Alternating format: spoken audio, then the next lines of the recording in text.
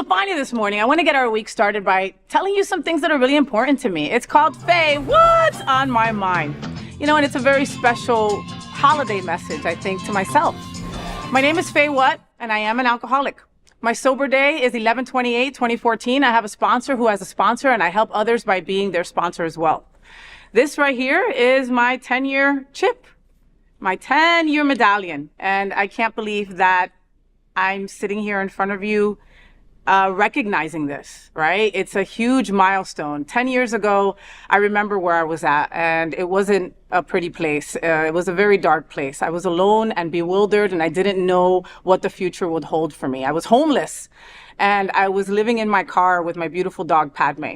It sounds like so far-fetched from where my life is now, but that's where I was, and that's my reality. And I share that because I know that there's many people out there that are just thinking like, oh, there's no way I can get sober. There's no way that I can have a sober life. There's no way that I can take these rightful steps to make my life better. And I'm here to tell you that you're so far from the truth, right? What you see before you today is not who I was 10 years ago. And it took blood, sweat, tears, and my thought of not wanting to live that way anymore, and my hope that my future would look better. And like I said, I share that because I know there's so many people out there struggling. Every year I go to at least 5 celebrations of life. I go to a few funerals from people that we have lost along the way. Some that I got sober with. Some that I looked up to and thought that they would never ever go back into the thralls of addiction. But I was wrong. If you're an addict or you're an alcoholic or you have any kind of other vice, understand that that voice in your head telling you that you can't do it is lying to you. You can do it. Just find the resources, find your tribe, find people who support and love you, and you'll be able to get that success. 10 years, I don't take that lightly at all. 10 years is a huge, huge, huge milestone. And there is no coincidence that I'm also celebrating I'm also celebrating my birthday. I turned 50 years old last week. 50 years old. And the reality is that I wouldn't be here right now if I didn't take those certain moves to choose me before addiction.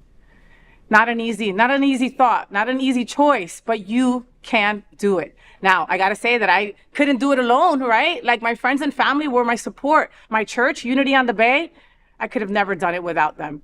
But I mainly couldn't have done it without AA, my AA family, and my chosen family in AA.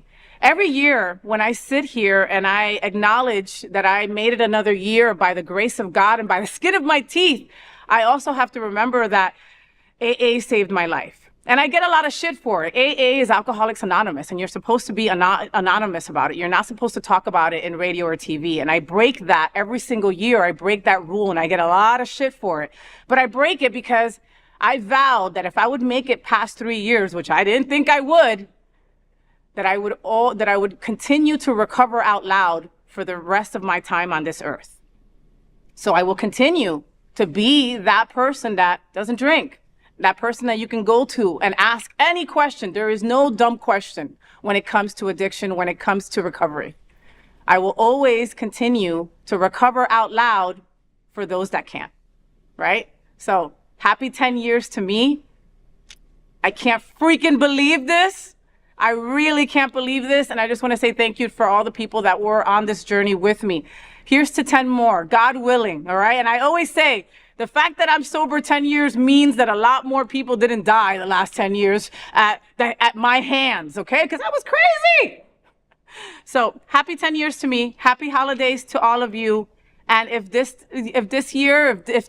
tomorrow is your last drink, then congratulations on taking the first step towards the rest of your life. And I'll tell you one last thing. I initially stopped drinking because I wanted my life back. I wanted the girl who left me back. I wanted the job making 150 grand back. I wanted my house back. I wanted my car back. I didn't get any of that back. Thank God. I got something more superior. I got something way better. I got a life beyond my wildest dreams. And you can do this.